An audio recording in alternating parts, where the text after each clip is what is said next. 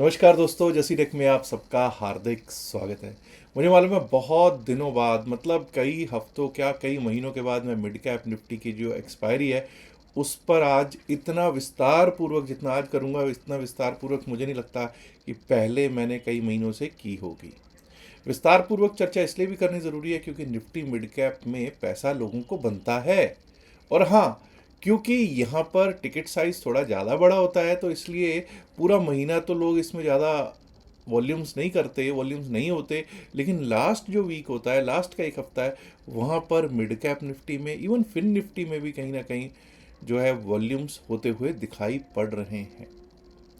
चलिए देखते हैं मिड कैप निफ्टी की क्या स्थितियां हैं और किस तरह से मंगलवार को जो एक्सपायरी है 27 तारीख को, वो हो सकती है। सबसे पहले हम चार्ट्स पे चलेंगे और चार्ट्स पे देखने की कोशिश करेंगे क्या स्थितियां हैं।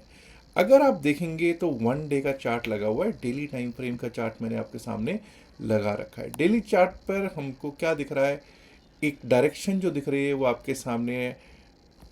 सेल साइड के ही ट्रेड्स एक्टिवेट होते हुए दिखाई दिए, कोई शक है ही नहीं।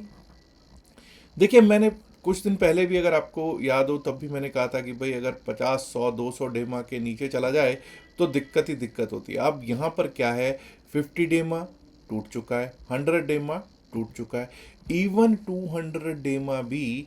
जब शुक्रवार को हम क्लोज हुए 23 जनवरी 2026 को, तो वो भी टूट चुका है। और अब कुछ लोग कहेंगे कि साहब ऐसे तो हमने बुधवार को यानी 21 जनवरी को, वेडनेसडे को भी 200 डेमा तोड़ा था। बिल्कुल तोड़ा था, लेकिन तब आपने अगर तोड़ा था तो क्लोजिंग देखिए कहाँ थी। तब आपकी क्लोजिंग 200 डेमा के अंदर ही हो गई थी, 200 डेमा के ऊपर ही हो गई थी। तो भाई अब ये जो गिरावट जो शुक्रवार को हमको देखने को मिली है, ये क्या दिक्कत भरा सबब है? बिल्कुल जी, ये दिक्कत भरा सबब है। ये दिक्कत भरा सबब बिल्कुल बनता है। अब एक इम्पॉर्टेंट चीज़ हमको यहाँ पर यह भी देखनी चाहिए कि भाई कहीं ऐसा तो नहीं कि जब हम वीकली चार्ट पे चलेंगे तो वीकली चार्ट पे हमको क्या स्थितियाँ देखने को मिलती हैं। ये रही साहब, वीकली चार्ट पे आपको एक डाउन साइड का ही ट्रेंड दिखने को मिलता है। ये थर्ड वीक था जब हम लोअर लोज की तरफ बढ़ते हुए दिखे हैं। लोअर लोज पैटर्न लगता हुआ दिख रहा है वीकली चार्ट पर। पिछले 3 हफ्तों से ऐसा देखने को मिल रहा है। और कहीं ऐसा तो नहीं कि 50 वीक एक्सपोनेंशियल मूविंग एवरेज तोड़ दिया है। चेक कीजिए जरा, 50 वीक एक्सपोनेंशियल मूविंग एवरेज हमने इस हफ्ते में टेस्ट जरूर किया है, लेकिन तोड़ा नहीं है। 50 वीक एक्सपोनेंशियल मूविंग एवरेज हमने नहीं तोड़ा। हाँ, 20 वीक एक्सपोनेंशियल मूविंग कहाँ है वो देख लीजिए। 20 हफ्ते का जो एक्सपोनेंशियल मूविंग एवरेज है वो टूट चुका है। 13,470, 471 के आसपास है वो टूट चुका है। और उसके बाद आपको पता है कि कमज़ोरी कैसी हमको देखने को मिली है, इसमें कोई बताने की ज़रूरत है नहीं। आंकड़े खुद ब खुद बोल बोल के, चीख चीख कर कह रहे हैं कि वीकनेस वीकनेस वीकनेस बढ़ती हुई दिखाई पड़ रही है। अब मैं ऐसा करूंगा, एक बार को 15 मिनट के चार्ट पे हम लोग ज़रूर चलेंगे। मुझे मालूम है कई लोगों की इच्छा होती है कि भाई क्या सिचुएशन क्या चल रही है, तो आगे क्या लेवल्स हो सकते हैं उस पर तो चर्चा करेंगे। अगर 15 मिनट के चार्ट पे भी देखें तो आपको क्या दिख रहा है, कोई भी बाउंस या फिर कोई भी गैप अप एक बिक रहा है। कोई भी गैप अप बिक ही रहा है, बिक भी, और कोई भी बाउंस बिकने के उस पर ही चल रहा है। अब एक काम करते हैं कि हम लोग देखते हैं कि जो शुक्रवार को हुआ, शुक्रवार को केवल एक स्टॉक था। यहाँ पर कई लोग मेरे से पूछते हैं साहब निफ्टी मिड कैप सिलेक्ट का कैसे, निफ्टी मिड कैप जो होता है इसका कहाँ से देखते हैं? NSE India.com पे, NSE India.com पे जाइए, इंडाइसिस पे जाइए, निफ्टी मिड कैप सिलेक्ट को सिलेक्ट कीजिए और आपको पूरी इसकी समरी, पूरी इसकी जानकारी मिल जाएगी। शुक्रवार को केवल एक ऐसा स्टॉक था जो कि है अशोक लेलैंड। अशोक लेलैंड ही एक ऐसा स्टॉक था जो ग्रीन में दिखाई दिया है। अदरवाइज 24 जो दूसरे स्टॉक्स हैं वो सब दिक्कत भरे ही दिख रहे थे, लालिमा में ही दिख रहे थे। चाहे कोई पॉलिसी बाजार था, चाहे इंडसइंड बैंक था, जिसके नतीजे भी शुक्रवार को ही आए हैं। कोई SRF था, कोई BSE था, कोई ल्यूपिन था, कोई गोदरेज प्रॉपर्टीज, पॉलीकैब, भेल, परसिस्टेंट सिस्टम्स और यस बैंक, ये पांचों तो सबसे ज़्यादा पिटे हैं। और पिटे इतना है कि आप ये देखिए कि यहाँ पे गोदरेज प्रॉपर्टीज़ जैसे स्टॉक्स 5-5% पिट रहे हैं। पॉलीकैब, भेल ये 4-4%, 3.5%। परसिस्टेंट सिस्टम्स, यस बैंक, सब पिटते हुए दिखाई पड़ रहे हैं।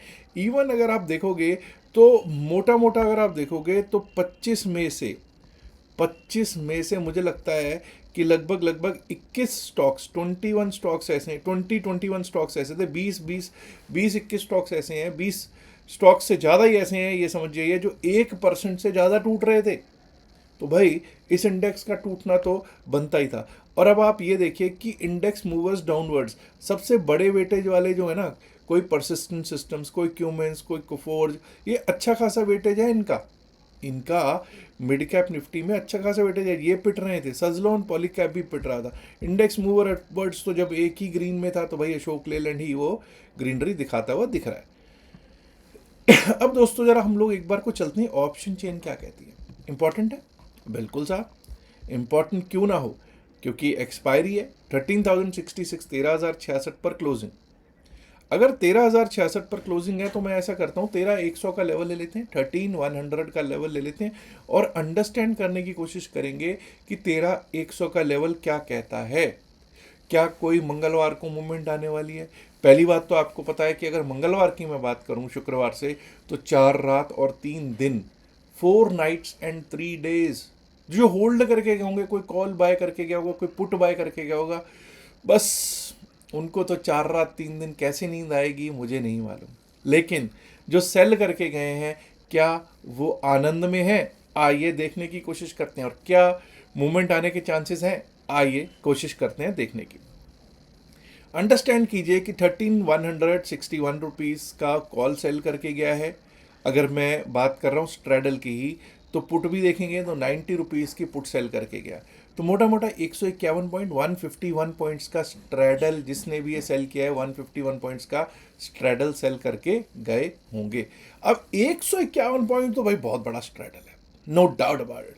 पहली बात तो मुझे लगता है कि 151 पॉइंट के स्ट्रैडल में जो बेच के गए उनको तो पैसा बनना ही चाहिए। लेकिन हाँ, ये भी बताता है, दर्शाता है कि आप मंगलवार को एक्सपायरी वाले दिन अच्छी खासी मूवमेंट देखने में सक्षम होंगे, देख पाएंगे। चलिए एक बार को ये देख लेते हैं कि 13,100 के ऊपर कहाँ पे हमको कोई दिख रहा है कॉल राइटर्स का जोन। 13,100 के ऊपर अगर मुझे कॉल राइटर्स का जोन दिखता है तो 13,200, 13,200 सबसे बड़ा कॉल राइटर जोन है। कोई शॉर्ट कवरिंग मूव अगर देखने को मिलेगा तो 13,200 के बाद ही मिलेगा, इसका मतलब है, पहली बात। और दूसरी चीज, अगर मैं देखूं डाउन साइड पे पुट राइटर्स कहाँ बैठे हैं, तो पुट राइटर्स ठीक है 6,118 का, ओआई है 6,118 का 13,000 पे। बट ये मत भूलिएगा कि 2,808, 2,808, 2,808 चेंज इन ओआई माइनस हो गया, यानी कि 2,808 कॉन्ट्रैक्ट्स अनवाइंड हो गए हैं। यहां से खतरे की घंटी बज रही है, उनको नहीं लगता 13,000 बचा पाएंगे जल्दी से। तो भाई अगर 13,200, 13,200 का हमारा कॉल राइटर्स जोन है, तो पुट राइटर्स का जोन मेन का है 12,900, 12,900 पे सबसे अच्छा पुट राइटर बैठा हुआ हमको दिखाई पड़ रहा है। चलते हैं जरा चार्ट पे और देखने की कोशिश करते हैं कि किस तरह से मार्केट अब काम कर सकती है आगे। 13,066 पर हमारे को क्लोजिंग मिलती हुई दिखाई दे रही है। और ये जान लीजिए कि अब हमारे लिए अपसाइड का रुख कहाँ से होगा। पहली बात तो हम लोग अपसाइड की ही बात करेंगे कि कहाँ से अपसाइड पे जाने का विचार बनाएंगे।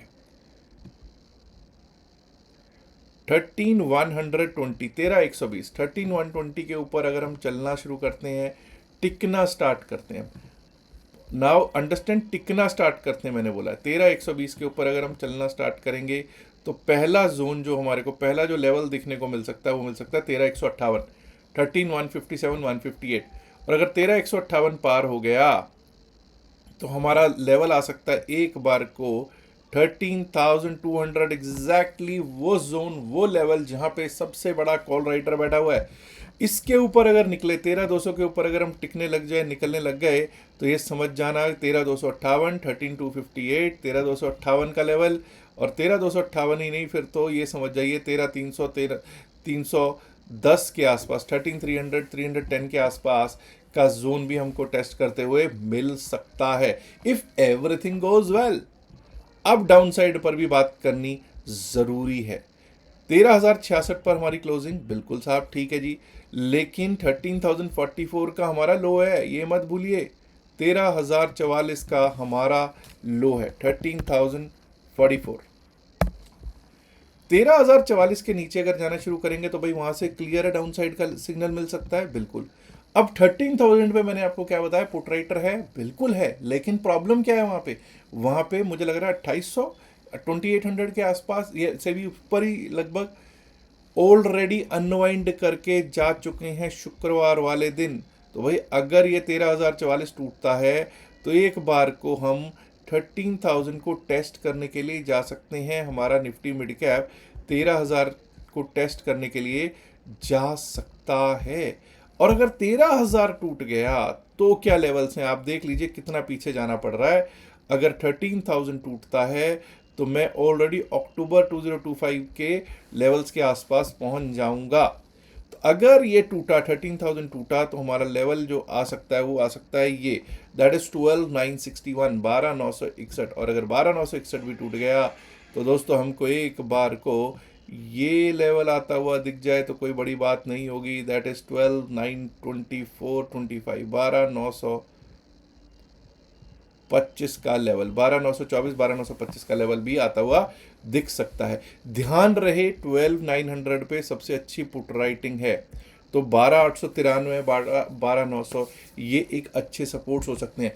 अगर by chance, by any chance कोई भी गैप डाउन हो जाए, अगर बाई एनी चांस कोई गैप डाउन हो जाए तो भाई मैं वहाँ से शॉर्ट करने का विचार तो नहीं करूँगा तुरंत के तुरंत। मैं क्या करूँगा, थोड़ा वेट करना चाहिए हमको और देखना चाहिए कि किस तरफ का रुख होता है। अगर गैप डाउन थ्योरी काम कर जाती है, गैप डाउन मतलब पिछले दिन के लो के ऊपर आना लग जाए, तो फिर अपसाइड के बारे में सोचेंगे। अदरवाइज वहीं से रिजेक्शन मिलके नीचे को जाता है तो हम डाउन साइड के बारे में ही सोचते रहते हैं।